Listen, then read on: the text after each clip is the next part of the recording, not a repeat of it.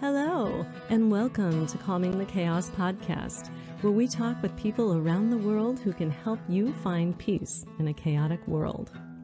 I'm your host, Tracy Canella, licensed mental health counselor, certified eating disorder specialist, and advanced clinical hypnotherapist. Calming the Chaos podcast is for those who want self-help resources and education. It's not a substitute for counseling or psychotherapy. So if you like what you hear, please subscribe and share it with your friends. Thanks so much for listening. And now, let the chaos begin.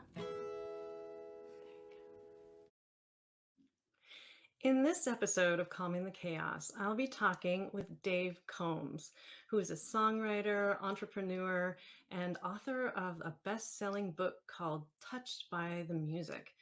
So in his book, Dave describes his journey, he tells some stories, and he talks about music and how it has affected his life and how it can help us calm our chaos. So over the past 4 decades, Dave has written over 120 songs and created 15 albums of soothing and relaxing instrumental piano music, including the popular standard Rachel's Song, which he'll talk about. And that music has healing properties and can help you calm the chaos. So that is what we're going to do today. We're going to talk with Dave about chaos and describe what a powerful resource music is to help you calm your chaos in your own life. And so now I'd just like to welcome Dave Combs. Hi, Dave. Hey, Tracy, how are you? I am well, thank you. It's good to have you on the show and be talking about chaos with a musician.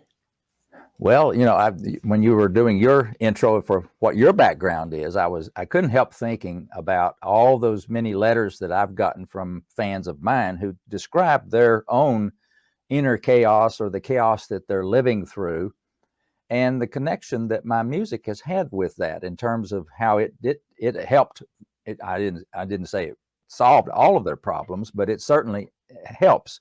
And so that, and combined with your skills as a therapist, a hypnotherapist, all these things can be a tool to help people deal with chaos in their life. And so I'm really looking forward to talking about a lot of these and relating some of those stories about how some of my listeners and fans have used my music to help calm the chaos in their life. And I love your theme there. It says, find peace in a chaotic world. The word peace is probably the most frequently used word when I hear from some of my fans.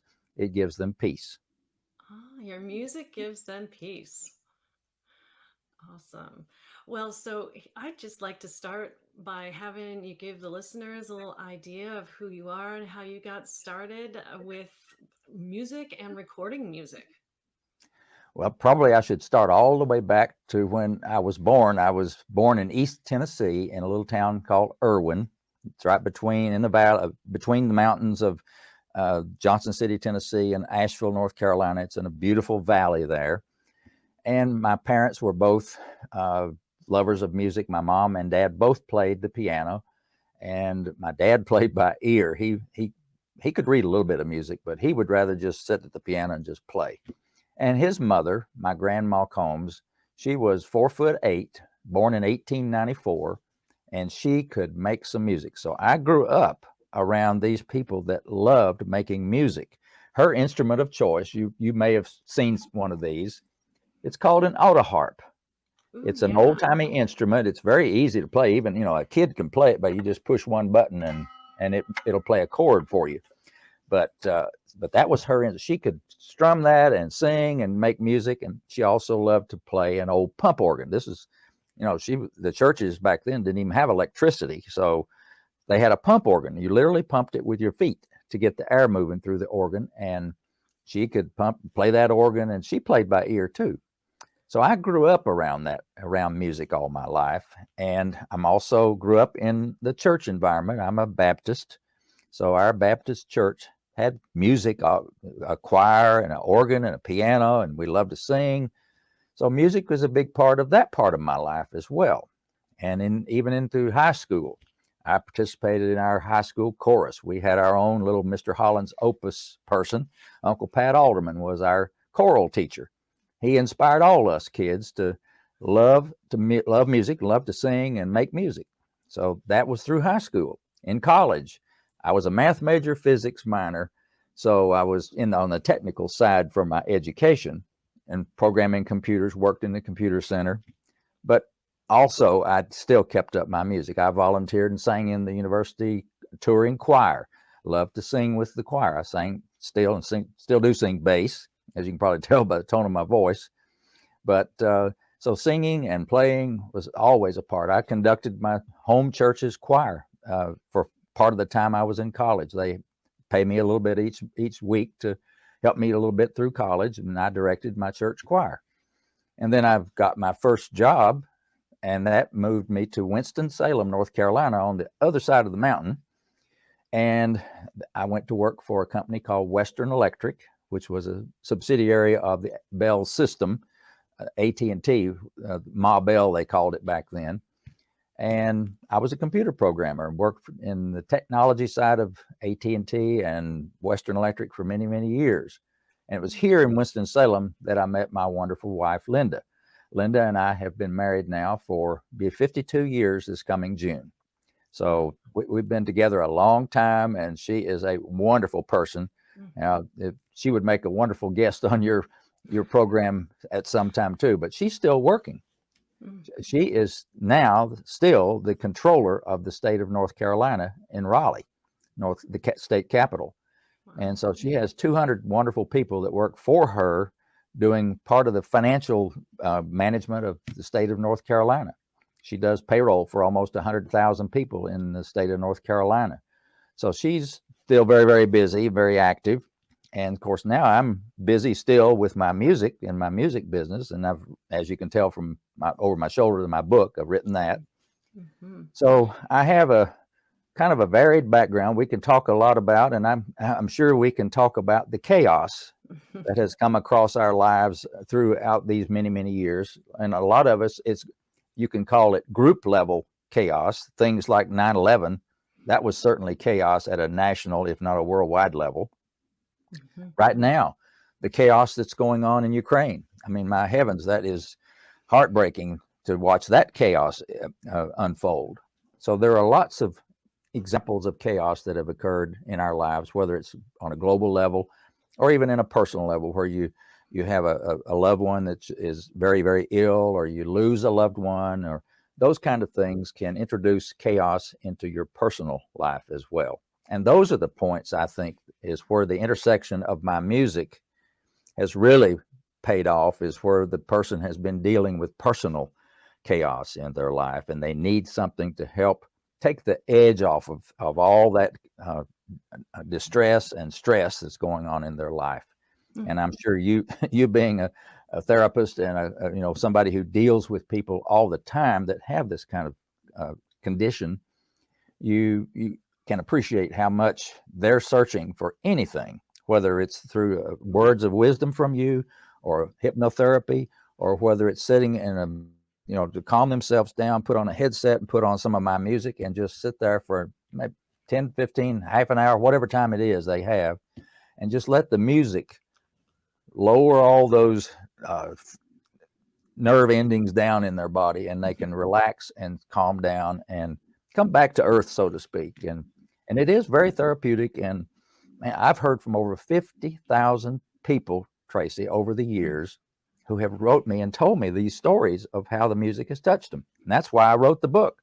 I couldn't keep all these stories about my music to myself. I just had to get it down on a piece of paper, and the pandemic helped me out a little bit on that. I couldn't do anything else, so might as well write my book, right? Oh my goodness. And I'm glad you did. And for those of you who want to see his book, I know that's a long link. All you have to do is go on to Amazon.com and just type in touched music story, right? But you can put touched by the music as well, and it'll come up, and you can have a sneak peek into the first I don't know, chapter maybe and a half. 12. Yeah. Yeah. First chapter and a half. Yeah. Yeah, it has a lot of things to offer, and then just looking at the table of contents and the just the titles are really super compelling, and so I do want to purchase that book for sure.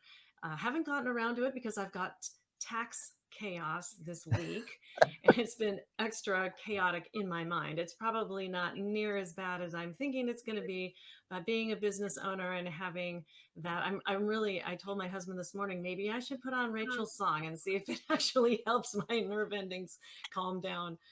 It is certainly a wonderful piece, and I'm looking forward to hearing more about that. Why don't you tell us a little bit about what got you writing and recording music in the first place?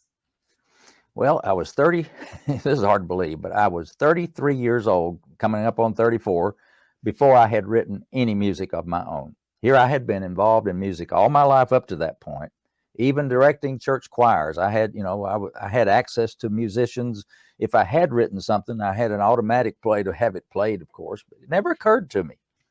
And then I was sitting at my piano one evening in January of 1981. And that's the way I would relax. When I would come home from a busy day at the office, I would most of the time go straight to the piano, sit down, and just play something. And it was a way of calming me down and just chilling out. Well, this particular evening in January of 1981, I sat down at my piano and I started playing a song. Now, it wasn't a song that I knew the name of, it wasn't one that I'd ever heard before, but it was indeed a song. And it never occurred to me that it was a unique song that I was writing or playing for the very first time. It just, that thought never really occurred to me, but it was. And so I played through the whole song, and it never changed. The verse and the chorus, I never had to work at it to play this song. It was like it was a song that existed for a million years. Well, a couple of days later, my wife Linda comes home from work and she says, "Dave, what is the name of this song that I have stuck in my head all day long?" You know how you get they call it an earworm, where you just hum it all day long. And so she hummed a little bit of it, and I said, "Well, Linda, it doesn't have a name." And she said, "What? You play it on the piano all the time? What?" It, I said, "Well, it's something I just made up." And so she got all excited and she says, "Well, have you written it down?" And I said, "Well, no. I've got it up here in my mind and it's not going anywhere." And she said, "No, something might happen to you and that song would be gone forever." So I said, "Yes, ma'am, I'll write it down." So I got a piece of paper and a manuscript and wrote down the melody and the chords that go with it, stuck it in my piano bench. And, that was, I would play it periodically for her and myself or anybody else that wanted to hear it. And it didn't have a name. We tried to come up with a name. Nothing ever seemed to fit. Well, a couple of years later, some really good friends of ours had a little baby girl named Rachel. And so they asked me and Linda to be her godparents. So we're sitting there at Rachel's christening service in the church, just us and the family and the minister. And I noticed at the front of the church, there was a grand piano sitting in the middle of the platform at the front of the church. And all through the service, it kept catching my eye. And we were, of course, paying attention to the minister and all the beautiful words he was saying about little Rachel. And at the end of the formal part of the service, I punched Linda and I said, "Hey, what about me playing this little tune now that it seems like this is a really good time to play it?" And she said, "Oh, that's a great idea." So I went up and asked the family and the minister if it'd be okay if I played a tune on the piano. They, of course, said yes. So I went over to the piano and I sat down and I started playing this song. And it was beautiful. The piano was in great tune. It sounded wonderful in the church. And as I got into the song, I kept hearing the sniffles in the crowd, and I noticed that my eyes were getting a little bit moist as well. And it was a very emotional experience. I guess any christening service is going to be emotional anyway. It's a beautiful service. But in this case, everybody was really touched by the music.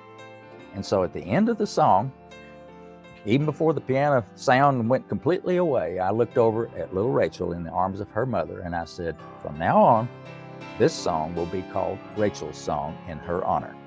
And that's how it got its name, and it was like it was just meant to be. It was the perfect name for the song. So that's the naming and writing of Rachel's song. But the story doesn't end there. That was kind of almost the beginning of it, because then what do you do with a beautiful song with a beautiful name called Rachel's Song? What do you do with it? You can do nothing and it'll be just hid under a basket and nobody will ever know about it. But I didn't think that the good Lord meant for me to do that. I think he meant for me to spread this song around and have it bless other people as well. So roll forward another 3 years. I'm working for Western Electric at the time, doing a lot of traveling, implementing some factory software to help factories run more efficiently. And one of the places that I was having to travel and work was in Nashville, Tennessee. Now, for those of your audience that have been and spent time in Nashville, you know it is a wonderful city who earns its name Music City, USA. Everything seems to be related to music when you go to Nashville. Well, Linda said, while you're in Nashville, why don't you get a demo recording made of Rachel's song, something we can have to enjoy and Rachel and her family can enjoy. And I said, okay, well, I can probably do that. So I was driving around downtown Nashville one evening after work, trying to find a studio. And I was driving around a part of town that if those of you that have been there know, it's called Music Square. It's about 2 square blocks that anywhere inside that is something to do with music. It's BMI headquarters, ASCAP headquarters, Country Music Hall of Fame, Songwriter Hall of Fame, RCA studios, on and on and on. Well, I drove down this one little side street that said Roy Acuff Place. Now, Roy Acuff, for the country music fans, will remember he was a famous musician in Nashville, Tennessee, on the Grand Ole Opry and all that kind of thing. So they named a street after him. Well, down at the end of Roy Acuff Place, I saw a big building that looked like a barn, and out front of it, it had a big old water wheel, like a mill, you'd find at an old mill. And so I looked at the sign, and it said, the Music Mill. And I thought, well, this is encouraging. So I pulled in the driveway, and sure enough, I saw a man sitting behind a desk through the glass door and parked and knocked on the door. And he came to the door and unlocked it and opened it and said, hi, I'm George Clinton. Can I help you? And now it's not the George Clinton everybody's immediately jumping to. This was another George Clinton. He was a recording engineer in Nashville, a much loved recording engineer, it turns out, who since has passed away, but he was a wonderful person. Anyway, George opened the door and I told him what I was looking for, a studio. And he said, well, come on in. And about the time I stepped into the lobby, I noticed it's a great big 2-story lobby. And over on this wall on my left was a great big life-size picture of Glenn Campbell. And in the middle there was a huge panoramic picture of the group Alabama and the Forrester sisters. And then there were gold records and platinum records all around the walls. Really impressive lobby. And so I thought, wow, I must have landed in a first-class place here. So George assured me that I had found a studio, and I said, I've never even been in one. And he said, well, let me give you a tour. There's nobody recording right now, which is very unusual, but at 6 o'clock at night, there was nobody there. So he said, let's go over here in studio, a big studio.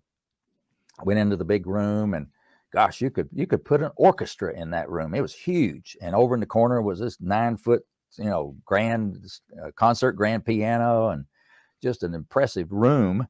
And then he said, well, let's go in the control room. I want to show you where all the magic happens. So he opens this big old thick door. It's about 6 or 8 inches thick, soundproof door, So you open the door and go into this room. And in there was this control console that looked like it was about 8 feet long. And it turns out, I think it probably had 32 channels, big sliders and buttons and knobs. And, it was really impressive. And I said, gosh, George, I believe NASA could launch a spaceship from in here. And tape recorders around the wall, and just an impressive room. Big speakers where you could hear what's going on. I said, how much does a place like this rent for? And he says, it's $125 an hour plus engineer. Now, remember, this was 1986. Now, you roll back 1986 to today's dollars. I think somebody calculated it for me the other day, did it live on one of these things. He says that's $325 an hour today. So, that's a lot of money. Mhm. And so I'm sure, I mean, George saw that I was kind of disappointed in that number. He said, "Oh, don't worry, Dave." He said, "The fellow that owns this studio, he owns a tiny little studio across the street. It's in an old rent house, what used to be a rent house, small little house. It's got a baby grand piano, a nice small control room, and it's $15 an hour." I said, "Okay, well, I can afford that." So I said, "Well, now what I need is a piano player to play my little song." And he thought for a second. He says, "I know just the person. His name is Gary Prim, and he is a wonderful session piano player, keyboard player, and he'll do a great job for you. Let's go back to my desk, and I'll look up his phone number and for you." So we did, and he went over to his Rolodex and found Gary Prim on his little card Rolodex, wrote the number down, gave it to me. So I left, thanked him profusely, of course, and went to my hotel room and immediately picked up the phone, called Gary Prim. I got his answering machine, and he called me back in about 30 minutes. And he says, "This is Gary Prim. Can I help you?" And I said, "Sure." And I told him that George Clinton had recommended him to me to do a demo for me. Could he do that? "Oh, sure. I'll be happy to do that." And he said, I said, "Well, what do I need to send you to make this happen?" He said, "Well, just send me a tape recording of you playing it so I'll know what it sounds like, and then send me a lead sheet." And I said, "Okay, but what's a lead sheet?" I didn't even know the lingo of the Nashville musicians. I was really showing how inexperienced I was. He said, "Oh, it's just the melody and the chords written out on a piece of paper." And I said, "Well, I've got that. I just didn't know to call it a lead sheet." So I got back home and I mailed Gary a tape of me playing it and the lead sheet. A couple of weeks later, we met in the studio, in this little tiny studio across from the music mill, at 6 o'clock on August 22nd, 1986. Never forget it. That date that changed my life. Gary comes walking in the studio carrying his Yamaha DX7 synthesizer under his arm as he comes in, and he sets it up and then sets this little baby grand piano and starts, getting warming up at the piano. And I'm back in the control room with the engineer. And so pretty soon Gary says, "Well, I'm ready. Let's do it." So the engineer pushes record and says, "We're rolling." And that's the standard language. When the tape recorder's rolling, literally. And so he starts playing Rachel's song. Now, Tracy, remember, this is the first time I had ever heard any of my music played by anybody but me. I'm the only one that had played Rachel's song up to that point. And I could not believe what I was hearing. When you turn over a piece of music that you've written to a professional studio musician, I would just about say 100 times out of 100, you're not going to believe what you're going to hear. These people are unbelievably talented and skilled at their creative. That's their craft. That's what they do. And so I'm just blown away by what I hear. Well, Gary gets halfway through the song and he stops. He says, "Let's do that over. I can do better than that." So we rewind the tape and start all over. Push record, and here we go. Gary plays the song all the way through that time, no mistakes, perfectly. And I thought, wow, this is just great. And if he'd stopped right there, I would have been happy because it was absolutely beautiful what he played. But Gary says, "No, I'm not through yet, Dave." He said, "I've got some more things I want to add to the song." And so he said, "I want to, on the piano part," he said, "I want to add some electric piano and on into the song so it'll give it a little more depth." And so he sets up his synthesizer, an electric piano sound, and he puts on his headset so he can hear the original piano part. And he plays the electric piano right along with what he just played on the acoustic piano.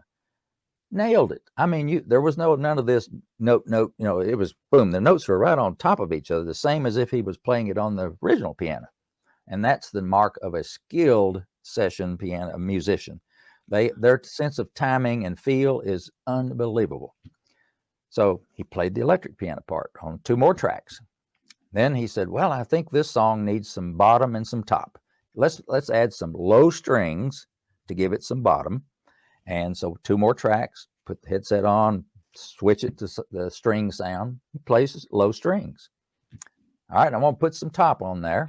2 more tracks, high strings, some really high, like a violin sound.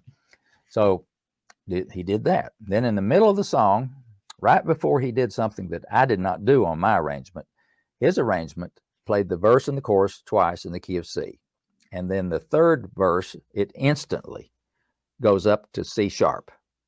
There's no modulation to it at all. It's just it just builds up, and then boom, you're up to C sharp. And when you hear Rachel's song, that record, I think you'll know exactly where it is because it's very dramatic.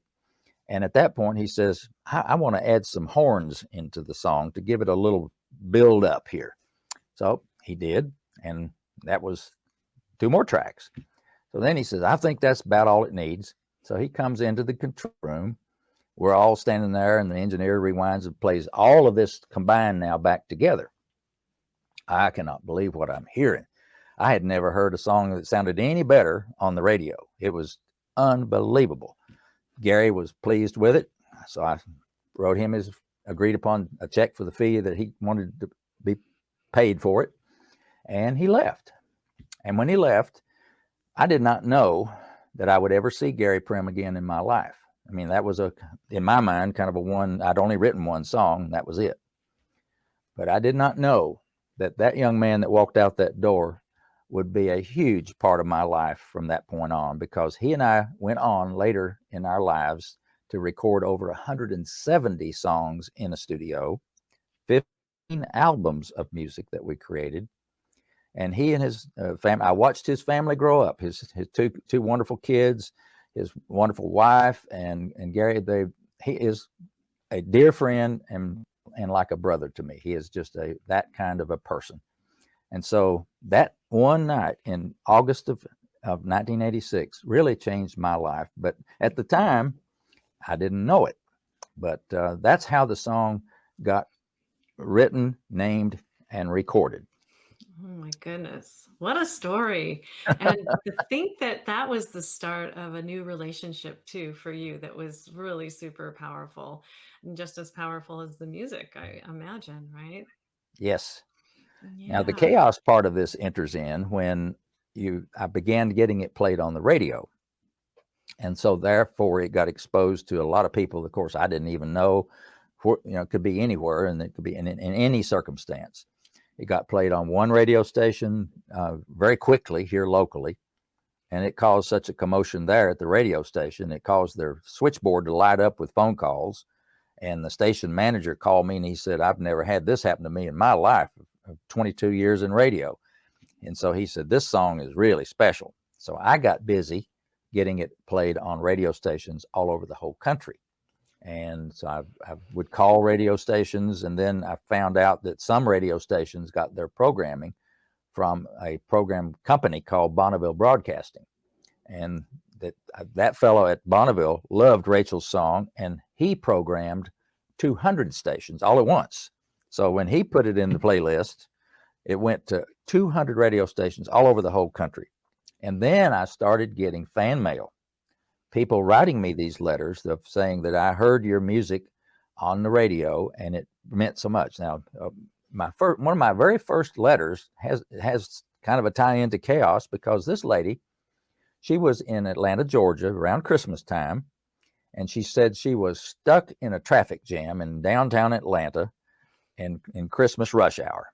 And she said Rachel's song came on the radio, and she said it turned a traffic jam into a pleasurable experience. That was just all she said. Her name is Dixon, and she was a sweet note. And I have since talked to her again, but she that just really almost in just 2 sentences said what we're talking about here, how much peace and calming that music can have. Now, another example, and it wasn't very long after that, I got a letter from a person in New Jersey. She had just finished her training as an emergency medical technician, an EMT. And she and her husband were driving home, and almost in their neighborhood, she looked over, and on the sidewalk was an elderly gentleman, and she looked over, and he just collapsed on the sidewalk, just fell down. Well, being an EMT now, newly trained, hadn't even practiced it yet, so to speak, stopped the car, ran over to the gentleman to see if she could help. Well, of course, she left the car door open and she ran over to the man on the sidewalk. And on the radio, playing on the radio, was this instrumental song. She didn't know anything about it. Was this instrumental song, and she yelled back to her husband, "Turn that radio up loud so the music is loud." And she was there kneeling down at the sidewalk helping this elderly man calm down. And so by the time the song finished playing, she said the man had calmed down. He seemed to be recovering just fine, and medical people were on the way to come help him. But then she later found out by tracking down the radio station. She called them. She says, "What was that song that played at 6:07 p.m. whatever on such?" And the announcer didn't miss a beat. He said, "Oh, that was Rachel's song." Obviously, she wasn't the first person that ever called about this song, but he knew immediately. He gave her my address and phone number, and she wrote me this letter of this story about the EMT and helping that old man. So there's another instance of chaos in this man's life where I don't know what happened, whether it was a panic attack, or I hope it wasn't a heart attack, but you never know. But it helped calm him down and get him back to a more normal state. So those were just two of my early on letters that I started getting from my music. Yeah, just a special song altogether, it sounds like. And I know you went on to create more music, but did they all have this sort of healing property? I'm really impressed because I do believe in the power of music to heal. So yeah, what about your other music, and how has that been effective for people?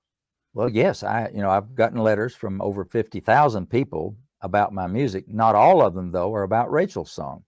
Other people have heard other songs that I have written, other albums, and they had a similar kind of reaction to really loving the music and having it play an important role in their life, whether it's people, getting married to my music as part of the special music of their wedding. I've had mothers have my music played while they were in labor, and so their little child was born.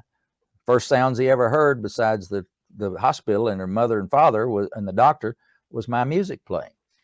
And so there's all kinds of instances that's been played, sadly at a lot of people's funerals. It's very comforting, apparently, for those that are in a grieving state of mind. People in pain. I have, the pain management is a very big field these days. And of course, you have all kinds of the controversial drugs that deal with pain. But there's one drug, there's one treatment that is non-habit. Well, it may be habit forming, but it is certainly not harmful. And that is listening to my music or listening to instrumental calming music.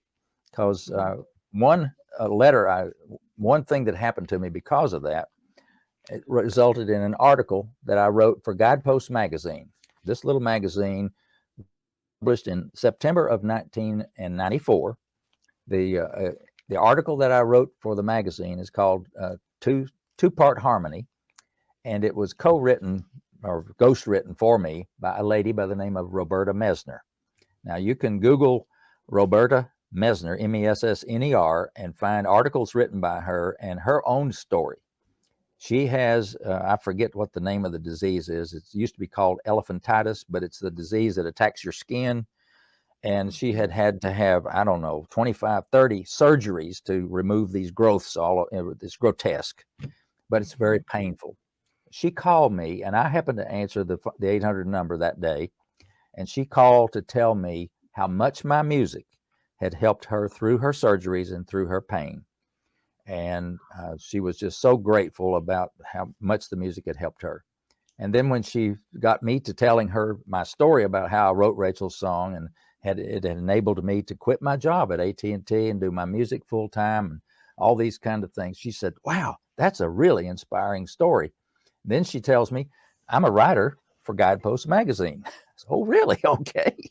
And she said, "I think your story would make a wonderful story for Guidepost. Would you allow me to pitch the story to the editors at Guidepost?" I said, "Well, sure." So she did, and she called me back a few days, said, "Well, they love the story and want me to help you write this up." So she did, and it was a beautiful article. It tells the story that I've just relayed to you about the writing of Rachel's song and all that. And then, of course, then it goes over into leading up to how it enabled me to quit my job at AT&T to do music full time. Mm. And so this little magazine hit the streets it was a September, so it's probably late August of 1994. And I could probably look at the calendar and tell you the day and the minute it hit the street because they put my phone number and address in the back of the book. Oh This little boy. magazine went out to over 2 million people. Well, guess what? they, Chaos. yeah, chaos in my life, big time, because my phone started ringing. It would not quit.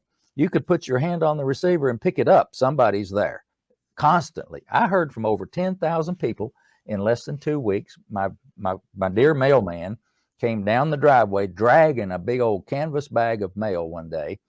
And he said, "What in the world, Dave, have you done? This I can't even pick this bag up." And I said, "Well, it's just this little article I wrote in Guideposts." And he said, "Man," and for several days, well, I heard from over 10,000 people just like that. And it just was unbelievable. And the stories that they'd call and tell me how much they enjoyed reading the article. And the real thing to me was amazing. They hadn't even heard the song yet. They just read about it. I thought, wow, now that's powerful. That was really powerful. But that really, it just reinforced, I think, more than anything else, that I was doing the right thing, that had chosen to quit my job and do my music full time. And that was what I was meant to do. Mm. Wow, and just to have that confirmation out there in the form of this mailbag that is hard to lift for a mailman, and all of that response. So I'm almost thinking about like a prescription. Like, okay, so we've got chaos here in the world today.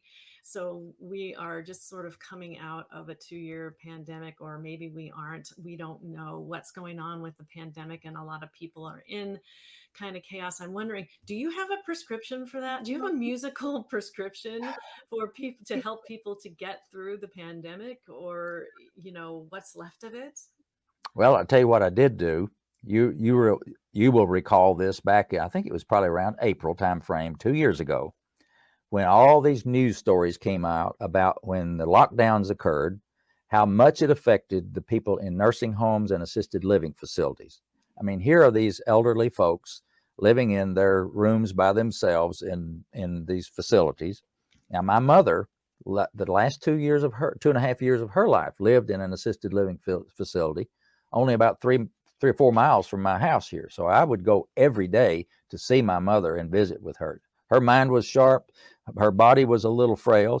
When she passed away, she was 97. So in the nursing home time, she was like 95, 6, and 7. And she was very sharp. But I know how much music meant to her and her, quote, neighbors down the hall. They would go to a musical performance in the facility. They loved to hear people perform music. I did programs. I'd go and play the piano for them myself. Played Rachel's song and some of my other songs many times. So I knew how much music could help those people. Because first of all, can you imagine getting locked in your room? They even slide your meal under the door. You couldn't go out to visit anybody. Your relatives couldn't come see you. Oh, it was heartbreaking. Yeah. Well, I said, this will not stand I have to do something. So I took my music, and I'm also a photographer. I love to take lots of pictures. I have over 60,000 photos on my digital file in here on my computer. But I love flowers. I love landscapes, pretty pictures, sunsets, sunrises. I am a sucker for anything with a lot of color in it. This time of year is just overload with all the dogwoods blooming and everything just blossoming. So I said, okay, here's what I'm going to do. I took my photography and I took my music, a whole album worth, and I put the two together and edited a music video. So it would have the song playing underneath, and then on the screen is a high definition, beautiful photograph of something. And I did that for the whole album, and then I looped it. I repeated it so that YouTube channel, that YouTube would play for between 6 and 7 hours. And the reason I did that was because in these nursing homes and assisted living facilities, they don't have time to go over to the machine and say, stop and play it again. All they had to do is start it. it played 6 hours later. You come back, it's still playing. So that was a benefit to them. And then I said, okay, I need to get this music and these videos to all these nursing homes and assisted living facilities across the country. There are 45,000, it turns out, around the country, and growing. Mm. And so I said, okay, well, I'm going to try it out first. I called the one where my mother used to live, asked the lady there, who was a good friend of mine by now, and she tried it, loved it. She says, well, Dave, this is great. I said, well, how do I get a hold of these other nursing facilities? And she said, well, just, you got to get a hold of their activities director, the person who is in charge of providing activities for these people. So I got busy. And now you have the internet. You can Google and find phone numbers for just about anything you want. So I called personally 200 nursing homes and assisted living facilities and spoke personally with the activities director. I didn't want to just speak to the receptionist. I wanted to talk to the person, as I described them. They are the person who is in charge of making everybody happy. That's their job description. So I did. I talked to 200 of them, and they, to a person, said, oh, yes, you send me the links, and we would really appreciate it. Well, that confirmed that it was going to be useful. But how in the world am I going to get it to the other 45,000 facilities across the country? Well, I'm a very creative person. I have my MBA at Wake Forest, so I always have an analytical kind of mindset. I said, there's got to be a way. Well, I knew that there's an association for everything in this country. There's a group that looks after everything. Well, it turns out there is an association for nursing homes. There's an association for assisted living facilities. And so there's one for North Carolina. So I got the phone number of these associations, and I called them and told them what I was doing. And I said, could you put in your newsletter, tell your folks, your members, how they could play my music for free? There's no charge for this. It's just there. They can call it up on the screen and play it. Well, almost all of them said they'd be happy to do that. So I called 66 associations, which is all 50 states. And a lot of them was 2 in a state. There was assisted for nursing home and one for assisted living. And there were some national associations. They all were happy to help me get the word out. So in short order, I got my YouTube videos available to all 45,000 nursing homes and assisted living facilities. And so that was my little piece of a little small help for them, to help them through this chaos in the life. And I knew from the feedback that I started getting that it was working, because they really appreciated how calming and peaceful it helped put an atmosphere in their facilities. And now, is this your YouTube channel that you've given me the link to? Yes. Is that still on your YouTube Mm-hmm. channel? It is. My YouTube channel name is just Combs Music, COMBSMUSIC, all run together. And when you go there, you can see I have some playlists, and under the playlist was called Long Playing Videos. And there's where you'll find, I have 3 of them, and they'll play for 6 to 7 hours, and it's 3 different albums basically, and 3 different sets of photographs. But that, and I've got a lot of other videos there too, but some single song videos and other. But that was what I did for the pandemic. For the pandemic, and just putting the music out there for people and knowing that you're doing a good thing for them, and it's completely free. Mm-hmm. You really have outdone yourself. Wow. So this is still out there for people who want to listen to 7 hours of music. I know a lot of people, they do kind of want to have the calming, soothing music when they go to sleep at night, and it just sort Yeah. of leads them through their dreams or whatever it does for them. And Mm-hmm. it's still out there, and you can access it. Combs Music is on YouTube at the link below. Yes. Wow. So, what prescription do you think that you have for the crisis here that we're going through in Ukraine and Russia? Any kind of prescription that you might want to suggest for that? Well, I think there's a heavy dose of prayer that needs to be done, obviously, for these people in Ukraine and around the world. But for a prescription of what you can do. I think if people will take out of their chaotic lives and set aside a certain time of day, whether it's early in the morning, late at night, or some time where you can get by yourself in a hopefully quiet environment, or if not, put on your earbuds or earphones or whatever, so you can isolate all of the distracting noises and listen to some of my music. I think you will find it will help you uh, calm down. It'll give you some peace and enjoyment as well. And that, to me, if you'll just make a point to do that every day, sometime, maybe more than one time a day, but if you find yourself completely stressed out, just go someplace by yourself, quiet, and just either listen to the quiet, go to a stream and listen to the water running in the stream or whatever. Go walk for a walk in the woods or a walk on the greenway or whatever. But put my music on and let it just soak into your body as you listen to it, because there's no words. My music, I have 7 albums of original compositions. None of them have any words, so you're not going to be tempted to sing along with it with your favorite song and words, which kind of can distract you from the purpose of being just chilled out. But just listen to the music and let it do what it can do. And I think different people react differently. But I know from the experience and the feedback I've gotten, it will benefit you. And tell me about it. Go to my website, combsmusic.com, and down at the bottom there's an email link down there. Send me an email and tell me what it's done for you, and I'll write you back. I always love to communicate with people and let them know that I hear what they're saying, and so we can connect. Yeah, let me see if I can share the screen now for those of you who would like to be able to see the website. Let's just see if I can bring it up here. Yep, it's Okay. combsmusic.com. There you are. Now go scroll. That's it. Or just, yeah, that's good Yeah, enough. and this is where you can actually hear Rachel's song too. It's about Hmm. See 3 that minutes, little, 51 seconds. yeah, just that little link in the middle there. It says play Rachel's song. When you click on that, you're going to be hearing the actual recording, the whole song, full high fidelity.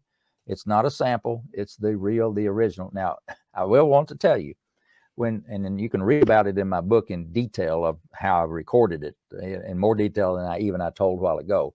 But when you're listening to that song, I want you to put yourself in the studio with me listening to that song for the first time. And then now that I've told you some of how Gary recorded it, I think you can kind of hear those instruments as they're brought in and out of the song. But it's you can listen to the whole thing. And on the right hand side is my CD of Rachel's song. You click on Amazon right below it, go there and either buy the CD, or you can download it, or you can stream it if you're an Amazon Music person. Or on the left side, there's my book. And on the bottom, click on the Amazon. It'll take you to my books site on Amazon, where you can either buy it in paperback or a Kindle ebook, or you can buy an Audible book and listen to me read it to you for 8 hours. You listen to my East Tennessee accent for 8 hours. And also on Amazon, they have this wonderful, you may know, the look inside feature, and you click there and you can go in. It's got the forward, and by the way, the forward to my book was written by none other than Jack Canfield. He's the co-author of the Chicken Soup for the Soul books, Yeah. and Jack has become a very big mentor of mine, a good friend over the last 2 years, and he wrote the forward to my book. So go to Outstanding. Amazon and check that out as well. But be sure, if you don't do anything else, go to listen to Rachel's song, and that is just a sampling of what some of my other music sounds like as well. Awesome. I really appreciate that. That was great, and it's really cool that it's arranged to where, oh, there's Rachel's song and there's the book, Yep.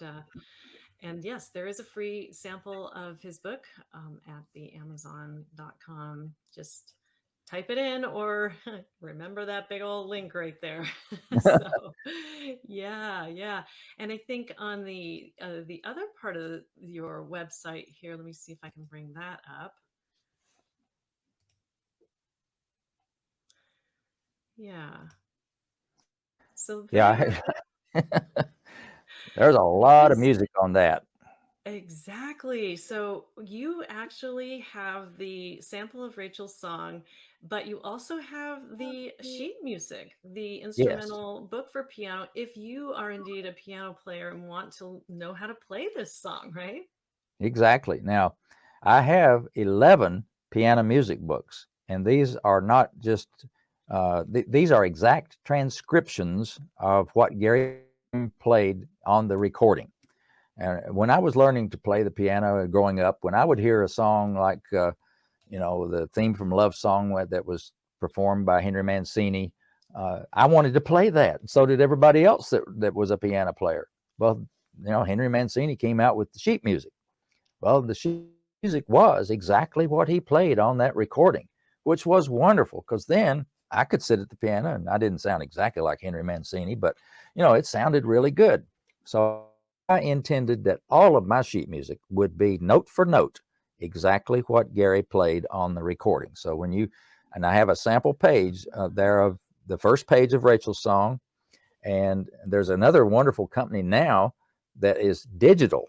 This over on the right, you see this Sheet Music Plus, Mhm. right above the YouTube, the Sheet Music Plus. That is a company where I have placed digital copies of all of my sheet music, and you can pay $4.99 a song and instantly download a PDF file of that sheet music and print it off and start playing it right now. You don't have to go to the store and buy it. You don't have to wait for Amazon to deliver it to you.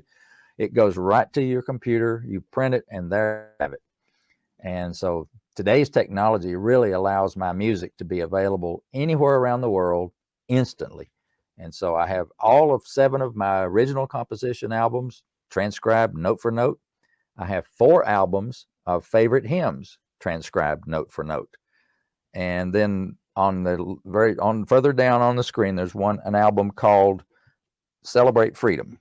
And it is an album of patriotic music, which there's a story behind that too of how I created that album strictly to fund a scholarship at Wake Forest University for military families to get their MBA at Wake Forest.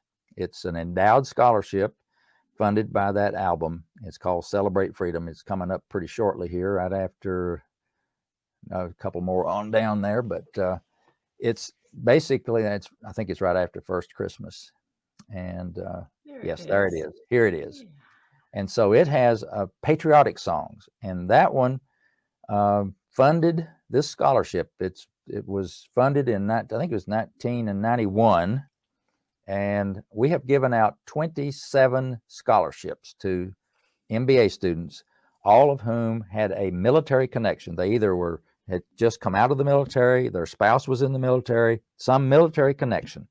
Because I felt really strongly after Desert Storm War was when this was done, that we needed to you know, pay attention to these veterans and the military folks and thank them for their service for freedom around the world. And one way to do that is to assist them for furthering their education through an MBA at Wake Forest University. So that's what the origin of that album is. And there's several songs on that album that I've also transcribed are available from this Sheet Music Plus place. And there's a footnote that tells you which ones they are. Oh Again, my they're also goodness. note for note. So uh, it just Wow, goes on and on. as if Dave Combs could do nothing more. There it is, right? So, a scholarship foundation for I guess what did you say? 7 people?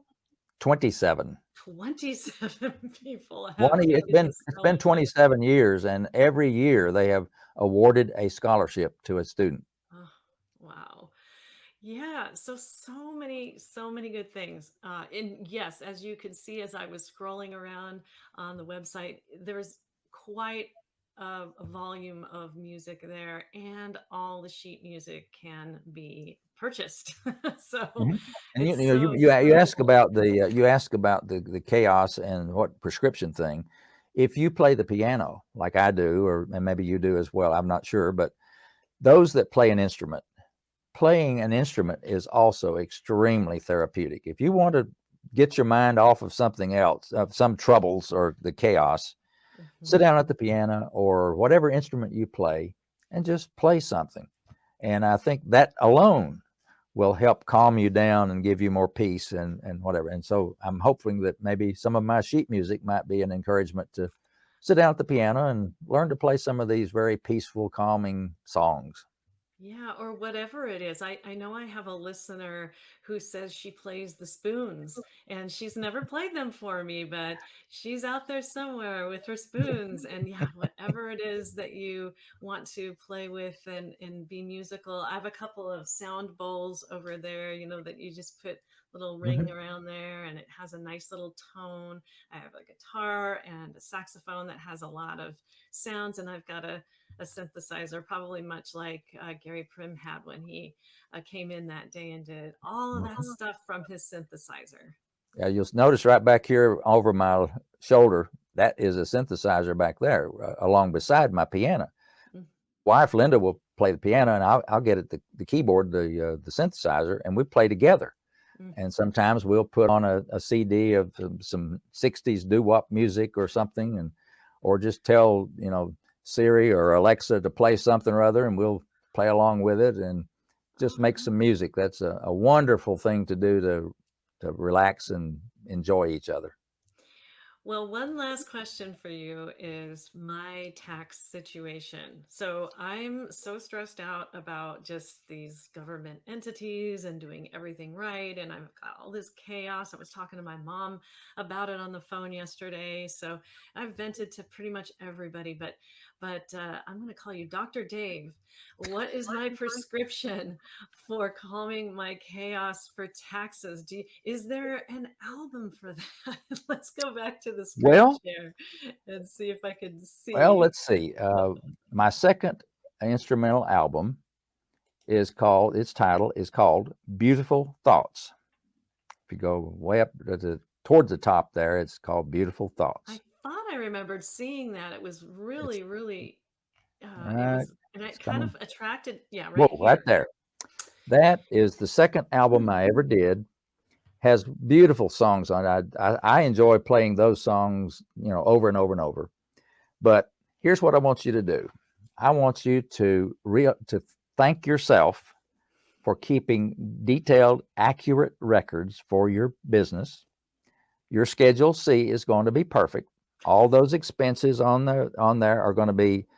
There's not a number on your Schedule C that you can't say, okay, I can show you the backup to that number. Here's all the figures that when you add them up, there's that number on my Schedule C. So you can't ask me a question on Schedule C that I can't back it up with a detailed record. And when you've done all of that, it's perfect. I don't care if they audit you 1,400 times, you're going to come out of the audit with zero change. So I want you to realize that because you are a good record keeper and a meticulous record keeper, that you have no issues to worry about when you put your Schedule C together for your business. Mm.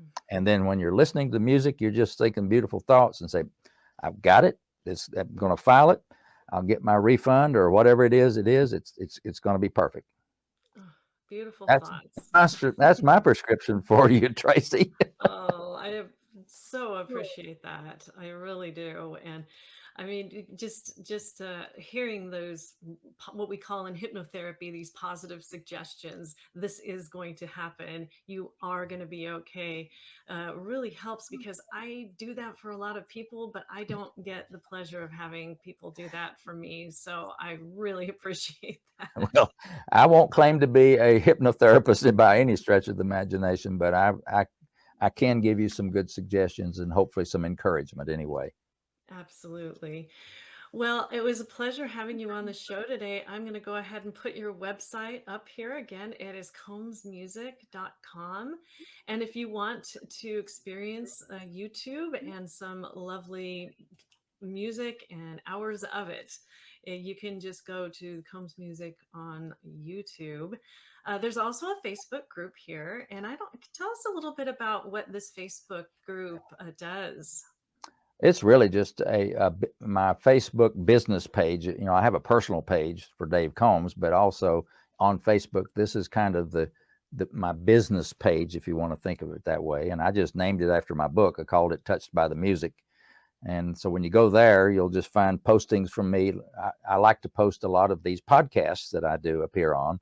I will post links on there for people to go and watch the podcast again, and give the podcast hosts a little bit of publicity and as well. So I've done I checked my website a while ago. I've over 40 podcasts that I've put up on my website, and I've only been doing it probably for about 2 or 3 months. So Yeah. that's a lot of talking and appearances on podcasts, but I can tell you, Tracy, every one of them to a person has been a delight to talk with, because they're all unique. You're different than any other podcast host I've ever talked with, and so with the rest of them.